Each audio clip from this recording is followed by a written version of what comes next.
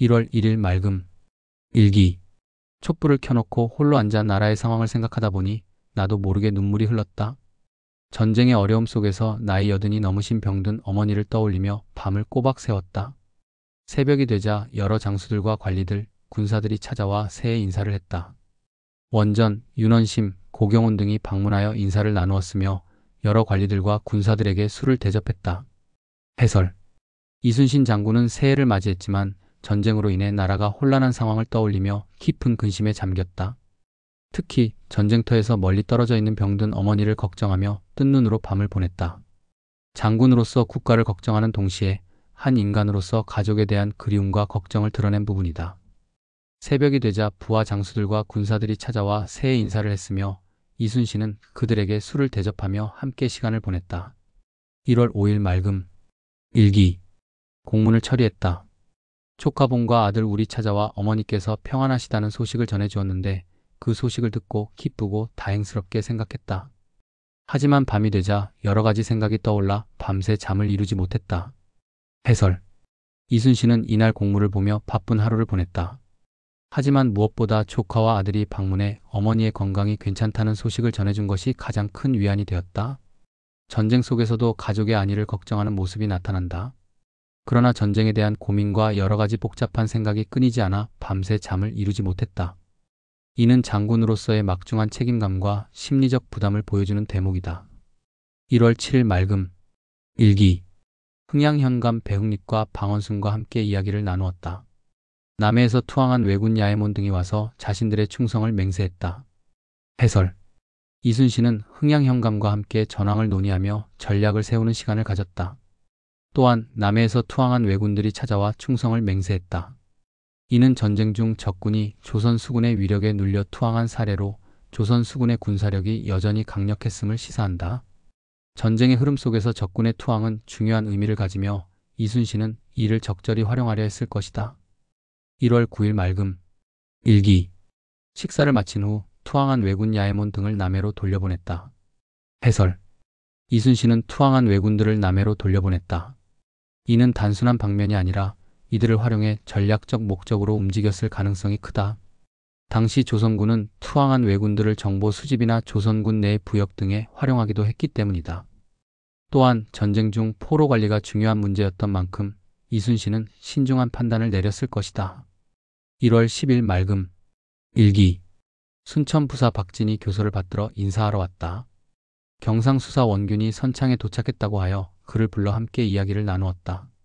순천부사, 우후 측수군, 지휘관, 흥양현감, 광양현감, 웅천현감, 고성현감, 거제현령도 찾아와 보고를 하고 돌아갔다. 해설. 이날 이순신은 순천부사 박진과 경상수사 원균을 비롯한 여러 지방관리 및 수군 지휘관들과 회의를 가졌다. 특히 원균과의 만남은 중요하다. 원균은 후에 칠천량 해전에서 패배를 겪게 되지만 당시에는 경상수군을 지휘하며 이순신과 함께 임진왜란에서 싸웠다. 이순신이 그를 불러 직접 대화를 나눈 것은 전략적 조율을 위한 것이었을 가능성이 크다. 또한 각 지역 현감과 현령들이 보고를 위해 찾아왔다는 점은 이순신이 전쟁 준비를 체계적으로 관리하고 있음을 보여준다. 1월 11일 우박과 강한 새바람. 일기. 식사를 마친 후 순천부사 흥양현감, 고성현감, 웅천현감, 영등포만호가 찾아와 여러 가지 보고를 했다. 특히 고성현감은 새 전선을 신속히 건조하도록 톡촉하고 돌아갔다. 해설. 날씨가 좋지 않았지만 이순신은 계속해서 지방 관료들과 군사 지휘관들의 보고를 받으며 전쟁 준비를 이어갔다. 특히 고성현감이 새 전선 건조를 톡촉한 점이 눈에 띈다. 이는 조선 수군이 지속적으로 해군 전력을 보강하고 있었음을 의미하며 이순신이 전투에 대비하여 함선의 수를 늘리고자 했던 노력을 보여준다. 당시 전선은 전투에서 핵심적인 역할을 했기 때문에 전력 보강은 매우 중요한 과제였다. 1월 12일 흐리고 강한 바람. 일기. 각 고을과 포구에 공문을 작성하여 보냈다. 저녁 무렵에는 순천 부사가 와서 보고한 뒤 돌아갔다. 영남후 이이득이 방문하여 면담했다. 해설. 이날 이순신은 기상 악화에도 불구하고 행정 업무를 수행하며 전쟁 대비를 계속했다. 각 고을과 포구에 공문을 보내는 것은 군량 조달, 함선 정비, 병력 배치 등의 명령을 전달하기 위한 조치였을 가능성이 크다. 또한 순천 부사가 다시 찾아와 보고를 했다는 점은 당시 전쟁 상황이 빠르게 변화하고 있었음을 시사한다. 영남 후 이이득과의 만남은 영남 지역 수군의 운영과 방어 전략을 조율하기 위한 것이었을 것이다. 주해. 이 기록에서 이순신 장군의 리더십과 철저한 준비 태도가 잘 드러난다.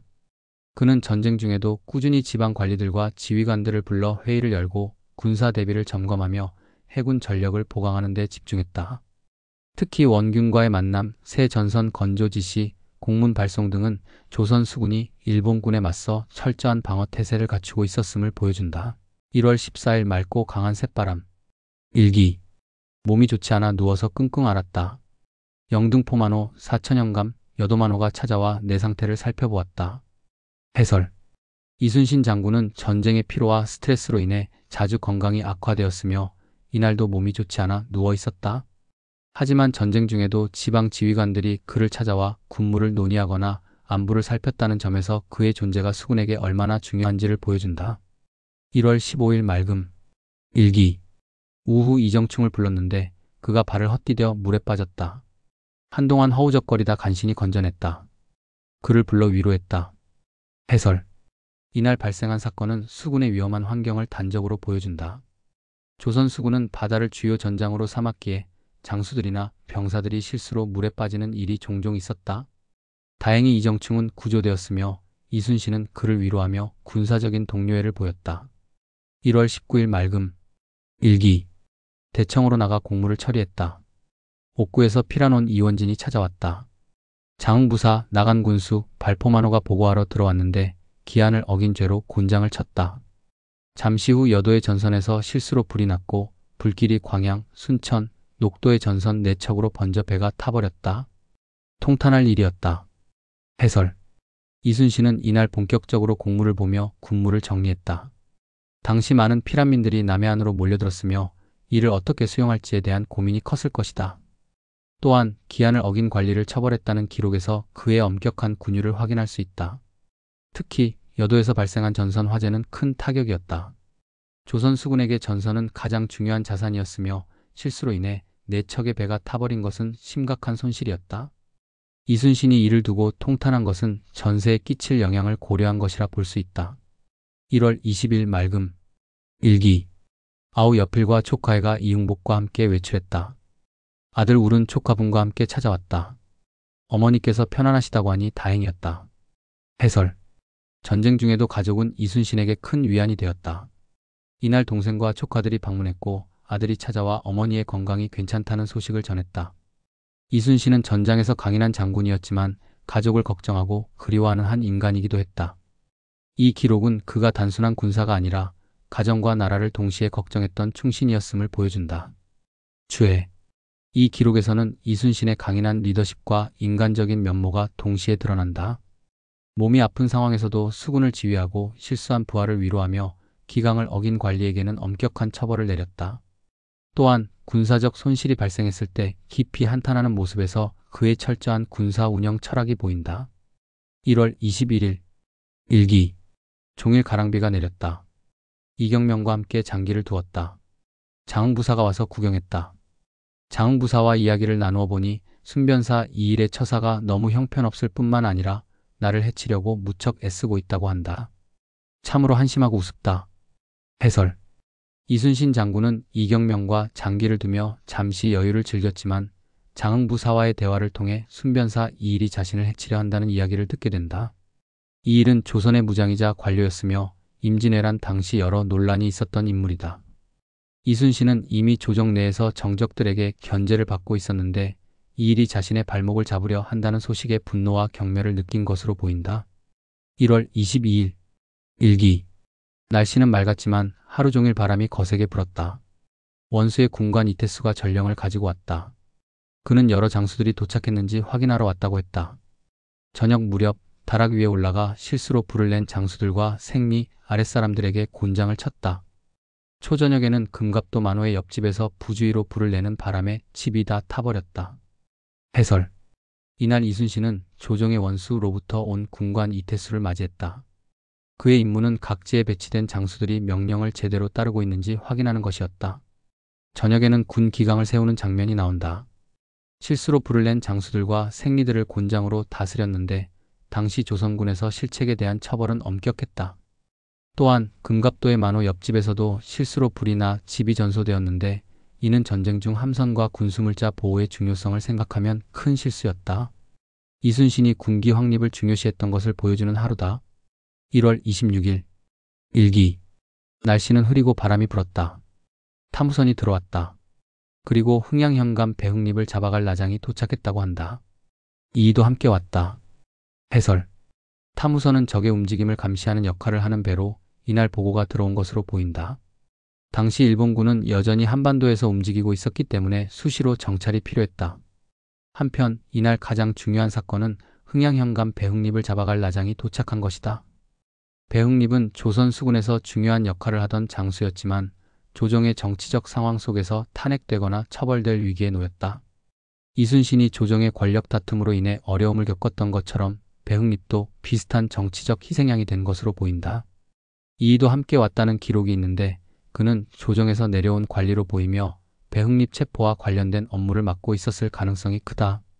2월 초일일 난중일기. 맑고 바람이 불었다. 아침 일찍 대청으로 나가 보성군수가 기한을 어긴 죄로 곤장을 쳤다. 또한 도망치던 왜군 2명을 잡아 처형했다.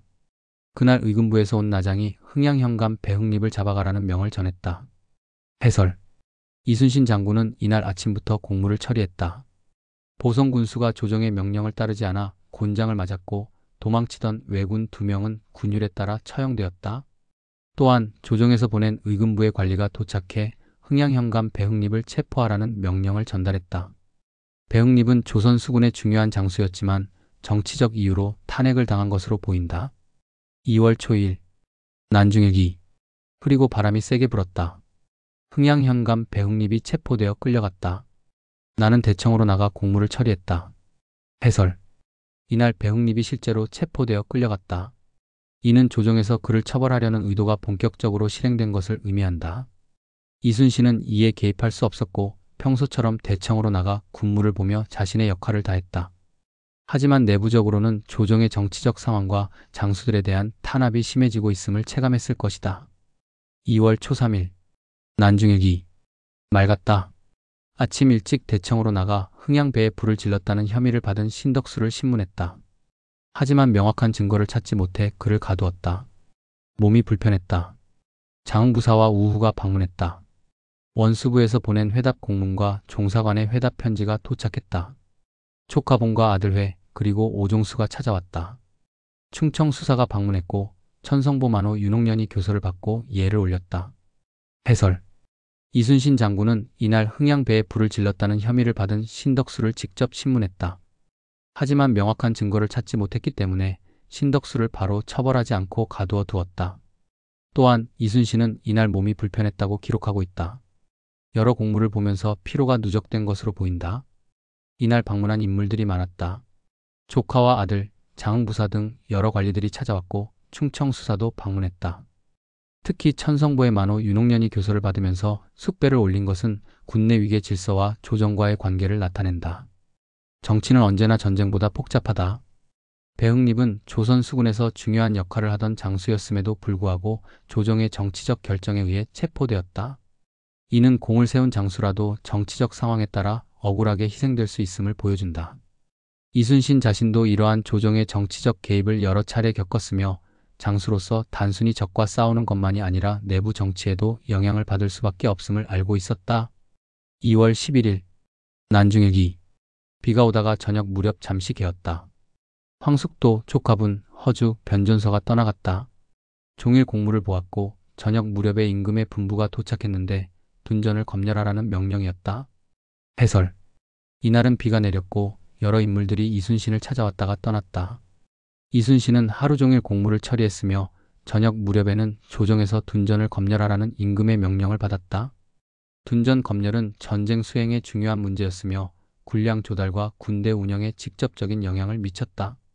이는 조정에서도 군량 문제를 중요하게 여겼으며 이순신에게 전쟁 대비를 철저히 할 것을 요구했다는 의미로 해석할 수 있다. 2월 13일 난중일기. 아침 일찍 도양 둔전에서 벼 300섬을 실어와 각 포구에 나누어 주었다. 그날 우수사, 진도군수, 무안영감, 한평영감, 남도포만호, 마량첨사, 회령포만호 등이 도착했다. 해설. 이순신 장군은 이날 군량을 확보하고 각 포구에 나누어 주었다. 전쟁 중 군량 확보는 매우 중요한 일이었으며 둔전에서 거둬들인 곡식을 효율적으로 배분하는 것이 군의 운영에 필수적이었다. 또한 여러 지역의 수군 지휘관들이 이순신을 찾아왔다. 우수사를 비롯해 진도군수, 무안영감, 한평영감, 남도포만호, 마량첨사, 회령포만호 등 군과 지방행정을 담당하는 관리들이 모였는데 이는 당시 수군 운영과 방비를 논의하기 위한 자리였던 것으로 보인다. 2월 14일 난중일기. 맑고 따뜻했다. 식사를 한 뒤에 진도군수, 무안영감, 한평영감이 교서에 숙배한 후 방비처에서 수군을 일제히 징발해 보내지 않은 것과 전선을 만들어 오지 않은 일로 처벌했다. 또한 영암군수의 죄도 따졌다. 촉화봉, 해, 분과 방응원이 함께 떠났다. 해설. 이날 이순신 장군은 진도군수, 무안영감, 한평영감이 교서를 받고 예를 올리는 의식을 진행했다. 이후 본격적으로 군의 운영 문제를 다루었는데 방비처에서 수군을 제때 징발하지 않은 것과 전선을 제작해 보내지 않은 것을 문제 삼아 이들을 처벌했다. 전쟁 중 군대 징발과 전선 제작은 매우 중요한 임무였기 때문에 이들이 명령을 제대로 이행하지 않은 것은 큰 잘못이었다. 따라서 이순신은 이에 대한 책임을 엄격하게 물었다. 또한 영암군수 역시 죄를 논한 것으로 보아 군무 태만에 대한 강력한 조치가 있었음을 알 수 있다. 그날 촉화봉, 해, 분과 방응원도 함께 떠났다고 기록되어 있다. 이는 개인적인 가족사와 함께 당시 군대 및 행정체계 내에서 중요한 인물들의 이동을 나타낸다. 2월 15일 맑고 따뜻했다. 일기. 새벽에 왕을 향한 예를 올리는 망걸레를 거행했다. 우수사, 가리포첨사, 진도군수도 함께 참석했다. 지휘선을 연기로 그을렸다. 해설. 망걸레는 전란 중에도 왕을 향한 충성을 다짐하는 중요한 의식이다. 이순신 장군과 여러 지휘관들은 새벽에 이 예식을 거행하며 전투에 임하는 각오를 다졌다. 또한 지휘선을 연기로 그을렸다고 기록되어 있는데 이는 단순한 표시가 아니라 선박의 목재 보존을 위한 조치였을 가능성이 크다. 목재를 연기에 노출시키면 표면에 그을음층이 형성되면서 수분과 해충의 침투를 막아 부식을 방지하는 효과가 있다. 이는 오늘날에도 일부 지역에서 사용되는 전통적인 방부 기술이다. 따라서 이순신 장군은 실전에서 사용할 배를 오래 보존하고 내구성을 높이기 위해 이러한 조치를 취한 것으로 보인다. 2월 16일 맑음. 일기. 대청으로 나가보니 한평영감 조발이 논쟁에 휘말려 낙담한 채 돌아가려 하고 있었다. 그래서 술 한잔 대접하고 달래서 보냈다. 그때 조방장 신호가 진영에 도착해 왕명을 적은 교서를 숙배하고 함께 여러 이야기를 나누었다. 저녁이 되어 배를 타고 바다 한가운데로 이동해 정박했다가 밤 10시쯤 출항했다. 그리고 날이 밝아올 무렵 춘원도에 도착했는데 경상도 수군은 아직 도착하지 않았다. 해설. 전쟁 중에도 군사들 사이에서는 의견 충돌이 많았다. 한평영감 조발이 논쟁으로 낙심한 채 돌아가려 하자 이순신은 그를 술로 달래며 분위기를 수습했다. 이는 당시 장수들 간의 협력을 중시했던 이순신의 지도력을 보여준다. 2월 17일 맑음. 일기.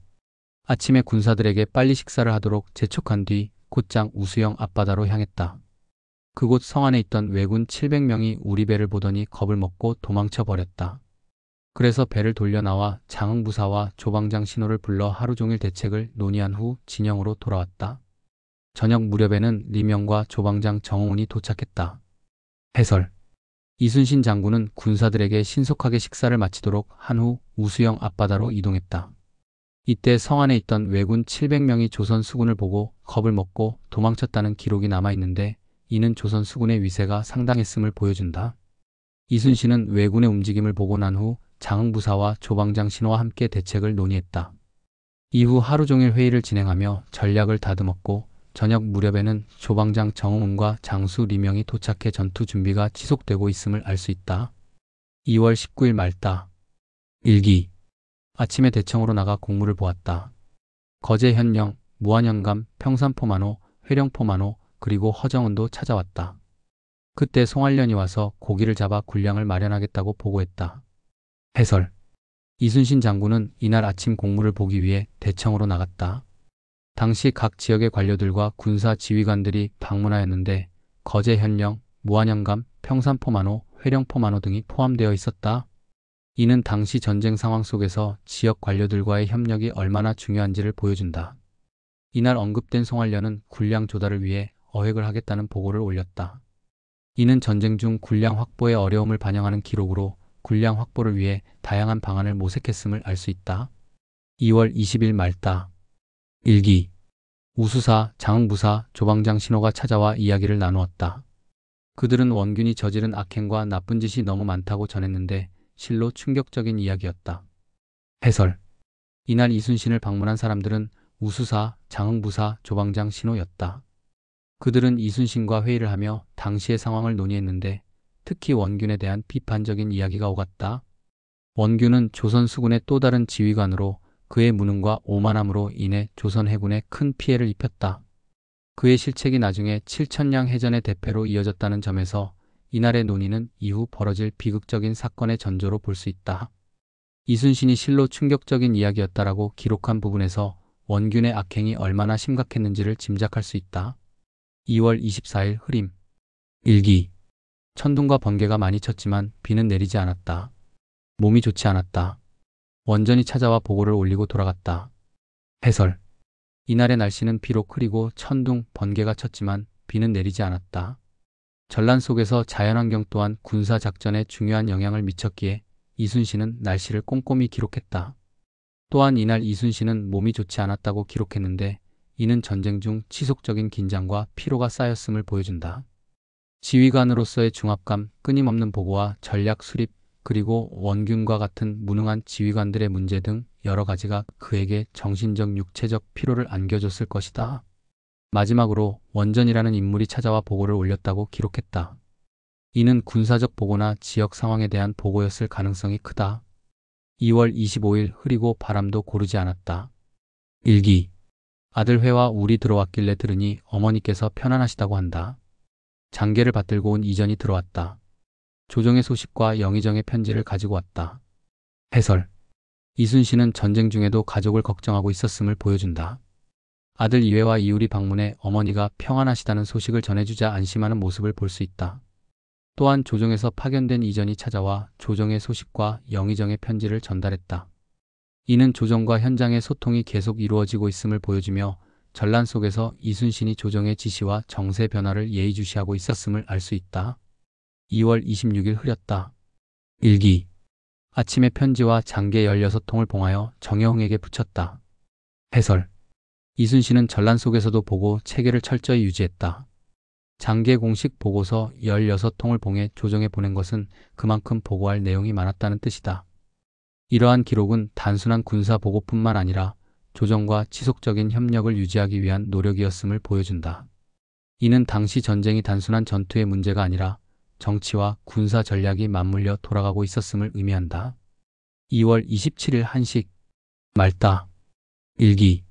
원균이 포구에서 수사 배설과 교대하려고 여기에 이르렀다. 교서에 숙배하라고 했더니 불평하는 빛이 많더라고 한다. 두세 번 타일러 억지로 행하게 했다고 하니 너무도 무식한 것이 우습기도 하다. 해설. 이날은 한식날로 조선시대에는 조상을 기리는 중요한 날이었다. 하지만 전란 중이었기에 특별한 행사 없이 업무가 계속되었을 가능성이 크다. 이순신은 이날 원균이 배설과 지휘권을 교대하기 위해 도착했다고 기록했다. 그러나 원균은 왕의 명을 받들어 숙배를 하라는 지시에 불만을 표출했다. 이순신은 원균이 두세 번 타일러서야 마지못해 예를 갖췄다고 비판하며 그가 무식하고 교양이 부족한 사람임을 조롱하고 있다. 이는 원균과 이순신의 성격 차이를 보여주는 중요한 기록이다. 원균은 무능한 데다 예법조차 무시하는 인물이었고 이는 후에 조선 수군에 큰 화를 불러오는 원인이 되었다. 이러한 기록을 통해 이순신이 단순한 장수가 아니라 가족을 걱정하고 조정과 소통하며 무능한 지휘관들의 문제를 인식하고 있었음을 알 수 있다. 또한 원균과의 갈등이 점차 심화되는 과정도 엿볼 수 있다.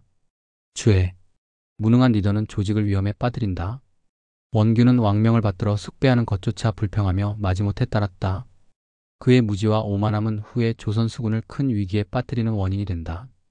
리더가 예의를 갖추고 기본을 지키는 것은 단순한 형식이 아니라 조직의 질서를 유지하는 중요한 요소다. 3월 11일 바람이 거세게 불었다. 일기. 사도시의 주부 조영도가 와서 전라자도 근처의 외적 상황을 전했다.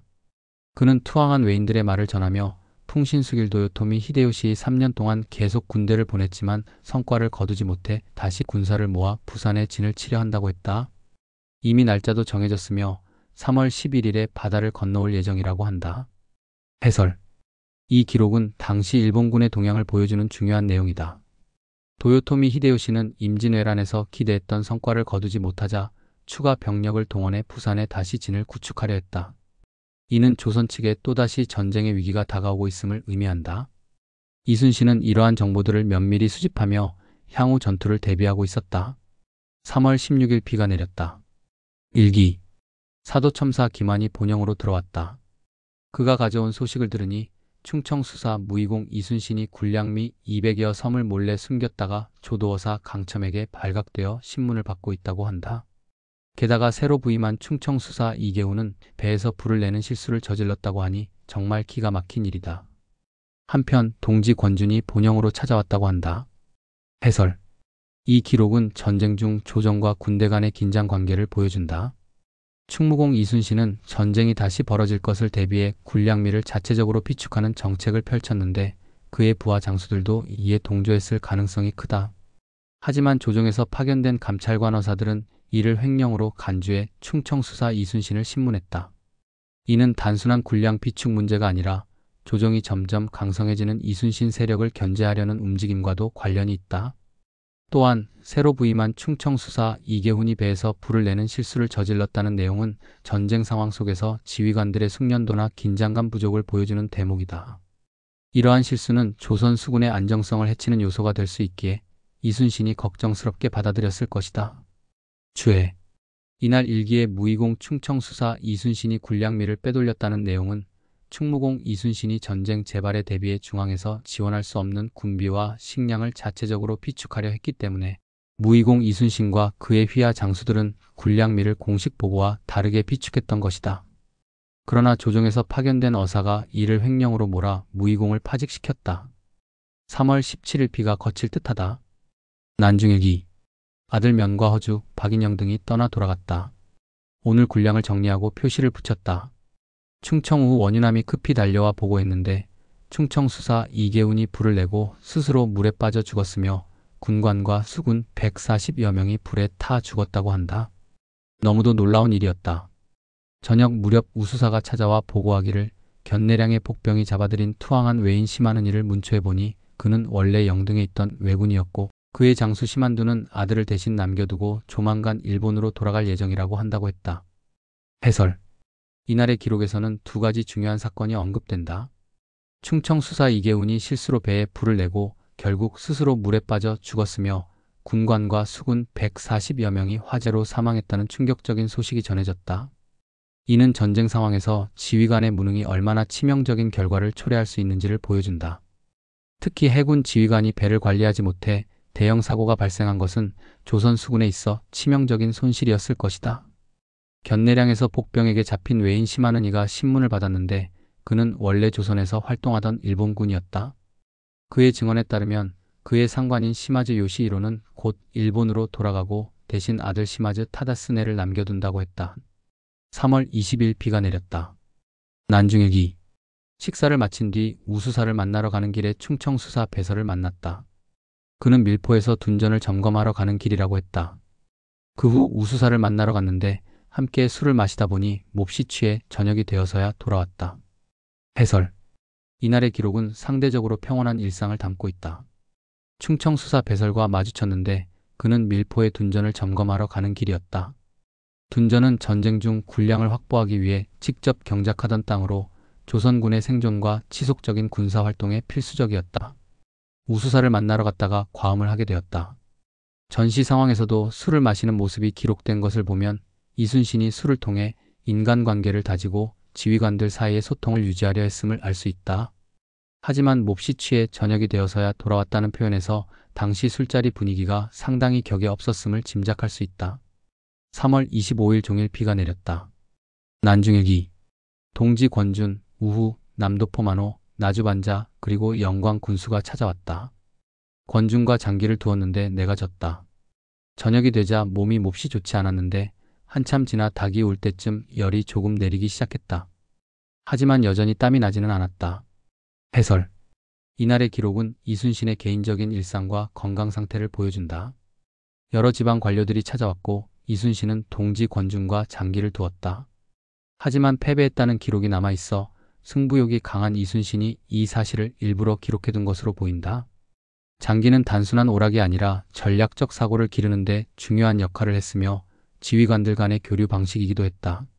저녁 무렵 몸이 좋지 않아 열이 났다. 하지만 닭이 울 무렵 열이 조금 내리기는 했지만 여전히 땀이 나지 않았다고 적었다. 이는 전염병이나 극심한 피로로 인한 병세였을 가능성이 크다. 전쟁 중 지휘관의 건강은 매우 중요한 요소였기 때문에 이순신 역시 자신의 건강 상태를 세세하게 기록했던 것으로 보인다. 3월 26일 말다. 영광군수가 나갔다. 저녁 나절에 조방장 신호박종남과 우우와 함께 활 15순을 쏘았다. 저녁에 수사 배설이 훌륭하니가 와서 새 감사 맞이할 일을 보고한 후 사량으로 갔다. 밤 10시쯤에 동쪽이 어둡다가 밝아지니 무슨 상서로운 조짐인지 모르겠다. 해설. 이날의 기록에서는 군사훈련, 행정 업무, 자연현상에 대한 관찰이 담겨 있다. 이순신은 조방장 신호, 박종남, 그리고 우우와 함께 활을 15순번 쏘았다. 이는 단순한 오락이 아니라 군사훈련의 일환이었다.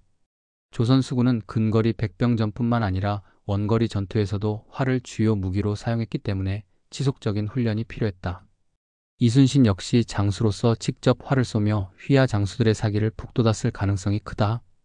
저녁에는 배설, 이울룡, 안희 등 주요 장수들이 찾아와 새로 부임하는 전라감사를 맞이할 준비에 대해 논의했다.